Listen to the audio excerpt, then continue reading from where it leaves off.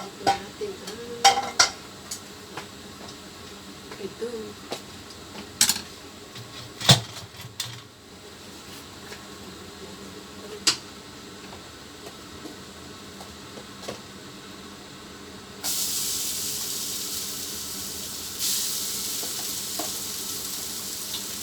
Natin kung ano ang palalabasan nito. Dahil pinalitan ko yun.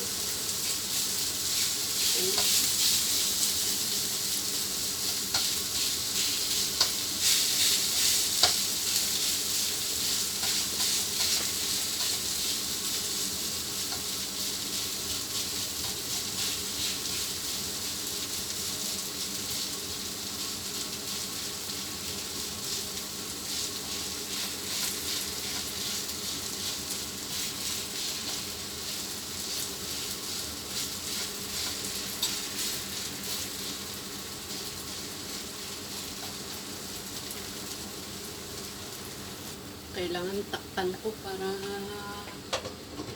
mas mabilis maluto kasi matagal. Steamed chicken. Tapos yan ang fish namin ngayon. 5 minutes na hindi pa naluto. Kasi nga kailangan hina-hina yung apoy. Tapos ang hirap-hirap i-ano to kasi malambot. Ang hirap maganda sana kung itlog madali. So, nasisira. Kaya ang ginagawa ko, paunti-unti na lang. O, natulog pa, may tulog pa. Ayan.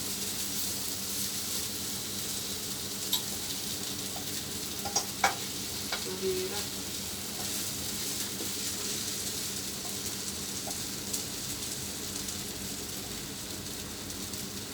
Kasi malambot. Hindi itlog yung ang ano.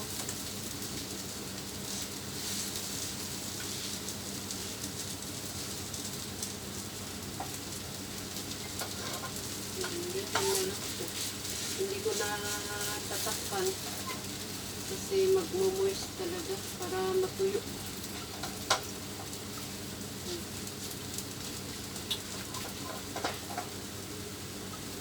Mahirap i-ganyan.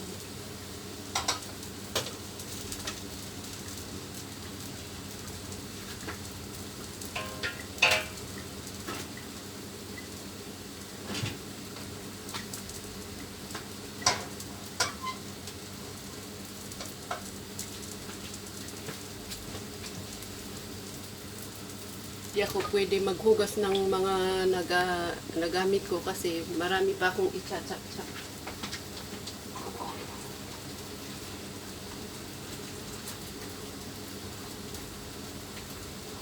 Kaya hindi pwedeng nagluluto, naghuhugas. Iba ang ginagawa ko pagka ganitong habang nagluluto. Kaya iba-iba tayo ng sitwasyon.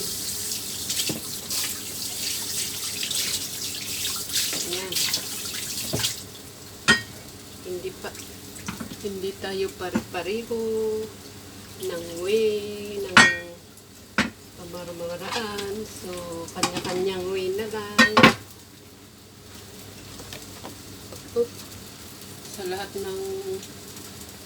Sa lahat ng niluluto, ito ang pinakamahirap sa akin dahil mahirap ano ba kasi sa Tagalog yung ganyan. Hindi ko maisip, hindi ko maalala.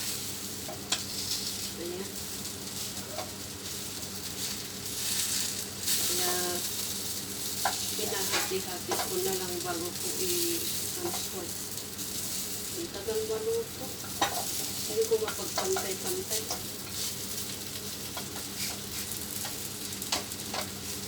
Marami pa naman akong gagawin pa. Diba? Paglakasan naman ng apoy, hindi pwede. Masunog. Tapos ito namang microwave, hindi pantay ang pagkaano.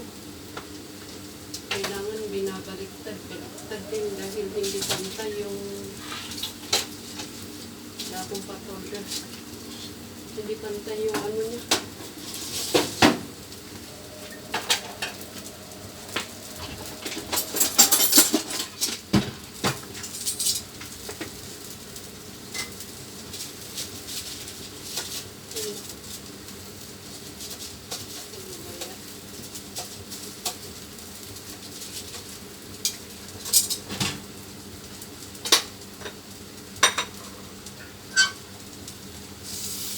Microwave. Ay,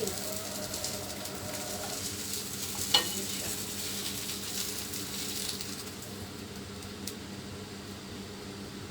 Oh my God. Ay, sorry. Nadami ko.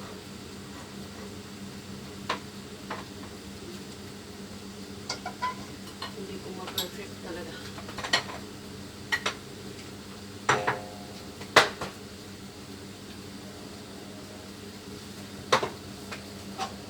Ulit-ulit na ganito. Bali dalawang luto pa. 10 minutes o di 30 minutes. So habang naluluto yung aking kingfish at saka ito, i-chop ko na yung aking manok. Na-chop ko na po ang manok. Namali yung pag-grill ko sa fish. Dapat sa yung skin pababa. Nadurog tuloy, dumikit. Ito. Ano po yung fish ko? Mali ang ginawa ko sa fish. Kaya hindi maganda. Sensya na po. Bahala na kung may grill lang sila. Ako'y magpapalit.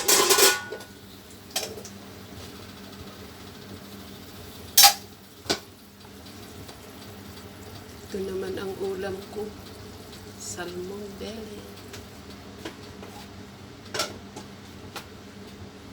Nirigit ko lang. Ay, naku.